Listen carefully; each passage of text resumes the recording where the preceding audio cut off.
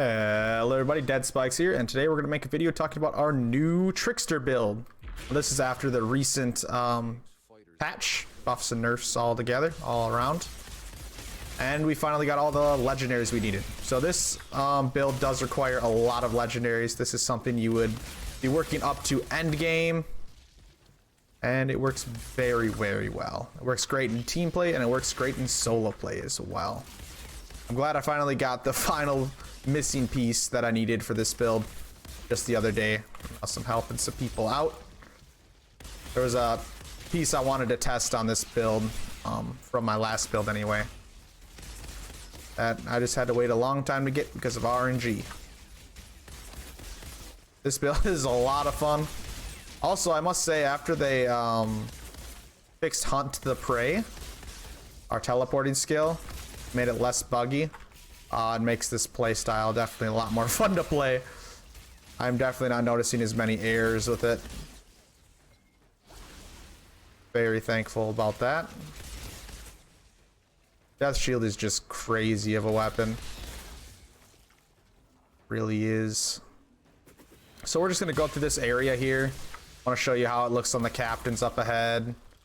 And then we'll go over the full build. We'll go over the skill tree and we'll go over the skills that we have. But this build can easily solo gold all CT15s. What I mean by easily is, I mean literally look at this. Am I taking damage? It's very, very strong build for every expedition. This is the build you'd want to take into Eye of the Storm as well. It can solo Eye of the Storm. I've personally done it, so I can promise and verify that. It just deals an absurd amount of damage on top of being pretty much maxed armor the whole time. Which again, we'll go over in a bit after we're done with this little run here. I can just run through enemies, no problem. They could be shooting me all day. And bullet enemies are kind of the ones you should be scared of too on most builds. But we are just fine right here. Realistically, you just got to keep killing though. If I stop killing for about 10 seconds, build starts to get a little bit shaky and very squishy.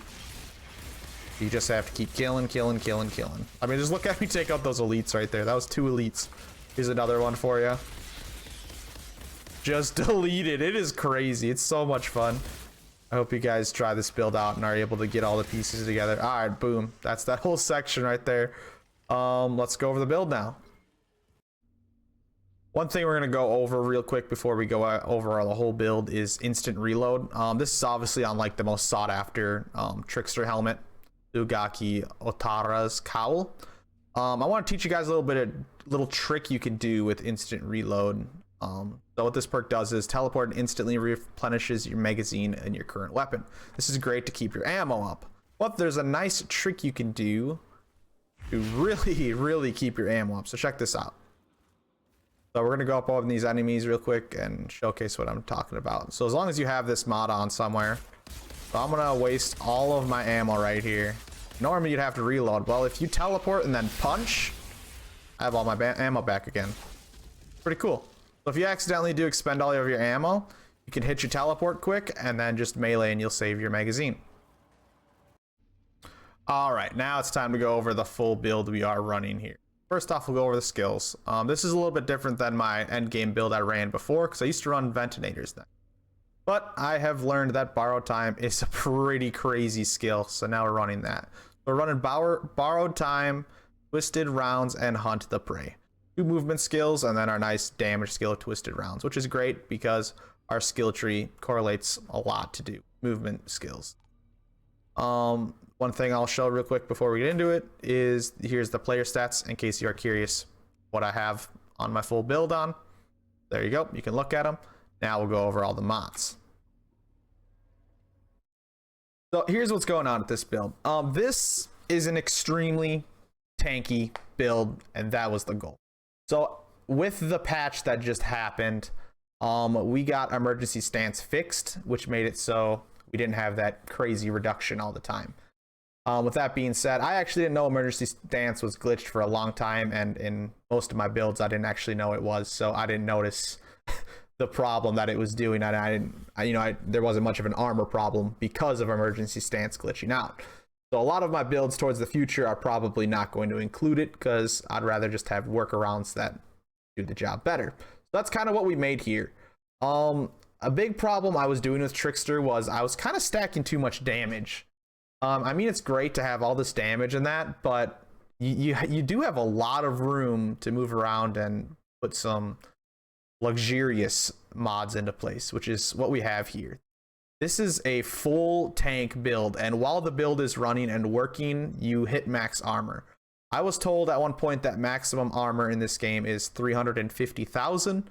I don't actually know if that's true, so I can't guarantee that, but if that was true, then we hit max armor pretty quickly. Because on our character, we have 106,000 armor right when we get into combat with just damage absorber. And you can see with time space protection on our leggings there, when we pop borrowed time, we get an additional 146,000. So just off of those two skills right there, while borrowed time is up, we have around 250,000 armor, which is crazy. We're only about 100k away, and these last few skills will make up for that. As for our weapon, we are running the deathshield, one of the most famous weapons in the game. Every character uses this in some form. And we're using Killing Spree on it.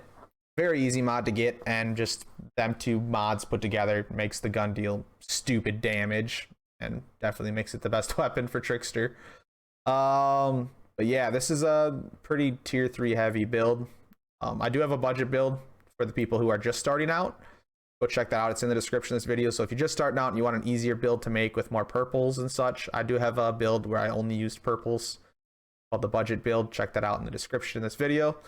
Otherwise, this is something you should work up to towards the end. Maybe some of the end game players have this.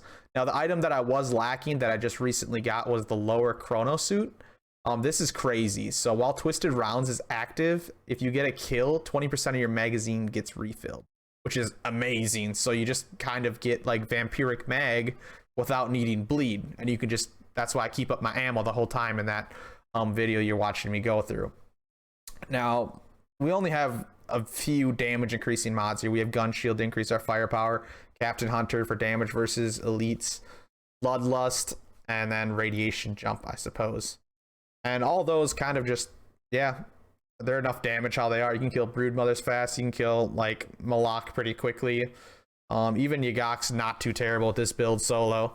The other thing I need to state that people are confused about is the armor skills. So like damage absorber, where I get that flat 52,000 increase to my armor, unfortunately do not buff the perk on the death shield called Fortress, where you receive extra damage based on your armor.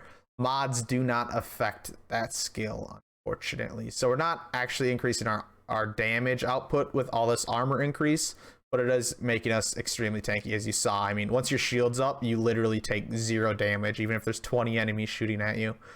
And as long as you keep killing, you should keep that shield up. I guess the only other last thing I'm going to give you as a tip wise is you will get really squishy when your borrowed time runs out. So be careful with that, and you're going to want to use your borrowed time very smartly. You don't want to just always have borrowed time up. That's not exactly the case. I mean, you want to when you can, but when there's certain sections, like when you're defending one of the pylons and you know you have a little bit to wait before the next wave, cancel your borrowed time to get that cooldown back. Because whenever you're in combat, you're going to want that borrowed time up, because borrowed time is going to give you extra damage, it's going to give you shield, and it's going to give you a gigantic armor increase, over double armor of what you currently have. Other than that, I mean, it's pretty simple. I mean, just like a lot of other builds, since we're using Killing Spree and Bloodlust, don't go straight into the elite and try to attack him. Try to kill a few adds. About 3 adds is what it takes to get up to max damage. Kill your 3 just little adds real quick, and then teleport onto that elite, and you should be able to destroy him. If there's an elite that somehow lives through 1 magazine on this build, you have that instant reload on your helmet, and I just taught you that reload trick where you won't lose your magazine. So learn how to do that that instant reload trick to not lose your magazine, and you could double mag any elite that you want, and you could triple mag even. You can do it as many times as you want. Since there's a decrease in cooldown for Hunt the Prey in this build, you get it back so fast that you can keep doing that magazine trick over and over again as many times as you like. You just got to make sure you got that Hunt and Prey cooldown up. Now we aren't running any legendary sets either, so don't worry about that. This is all just all over the place. You don't need to use ugake's otarah's talisman either. That's another exotic or another legendary that's useless here. And chest pieces can come with damage absorber on the bottom, so if you find a purple one that has damage absorber, you can replace that over the legendary. You don't need the legendary there at all. Other than that, that'll pretty much do it. If you enjoyed this video or you found it helpful at all, please make sure to hit that thumbs up button. It does help me out a lot. If you want to see some more tutorials or builds like this for Outriders, hit that subscribe button. We're over a month in, guys, over a month in, and I'm still making videos almost every single day. So make sure to smack that subscribe button. You can see every time I make a new one. Leave a comment down below about what you think about the build. If you have any questions, I love if you guys see something that you don't like. Constructive criticism is very important to me, and I love to hear it. So if you have anything that you see, maybe spikes, maybe you can try swapping this out, just let me know. Or maybe there's something not working correctly here that I didn't know about. I would love to hear it. If you guys want to join an Outrider community, I have a huge Discord with a ton of Outrider people. Join that in the description of this video. If you want to see me live, I stream Monday through Friday. My Twitch link is also in the description of this video. I hope you guys have a wonderful rest of your day, and I will see you in the next video. This is Bikes out.